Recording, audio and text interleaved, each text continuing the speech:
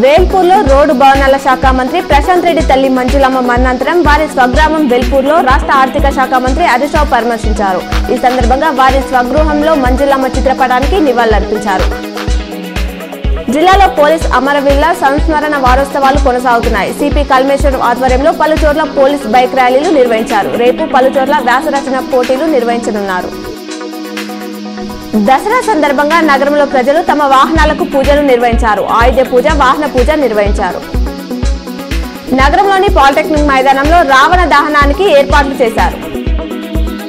దసరా సందర్భంగా నగరంలో మార్కెట్లో సందడి నెలకొంది. మామిడి కొమ్మలు, పలు రకాల పూలు, పూజ సామాగ్రిని కొనుగోలు చేసేందుకు ప్రజలు ఒక్కసారిగా తల్లి రావడంతో సందడి నెలకొంది.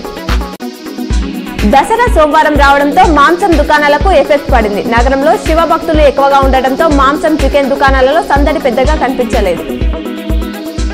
సాధారణ ఎన్నికల నిర్వహణ ఏర్పాట్లలో భాగంగా చేపట్టిన ఎలక్ట్రానిక్ ఓటింగ్ యంత్రాల తరలింపు ప్రక్రియ పూర్తయింది. కలెక్టర్ రాజీవ్ గాంధీ హనుమంత్, అదనపు కలెక్టర్ యాదిరెడ్డి, చిత్రా మిశ్రా సమక్షంలో ఈ ప్రక్రియ అధికారులు పూర్తి చేశారు.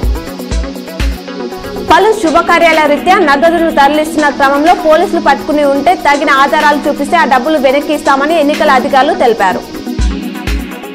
జిల్లా ప్రజలకు మంత్రి వేమ్ల, ఎమ్మెల్యేలు Bigala, Bajireddy Govardhan, Jeevan Reddy, Shakeel, mayor Neetu Kiran, collector Rajiv Gandhi Hanumanth, CP Kalmeshwar Dasara శుభాకాంక్షలు తెలిపారు.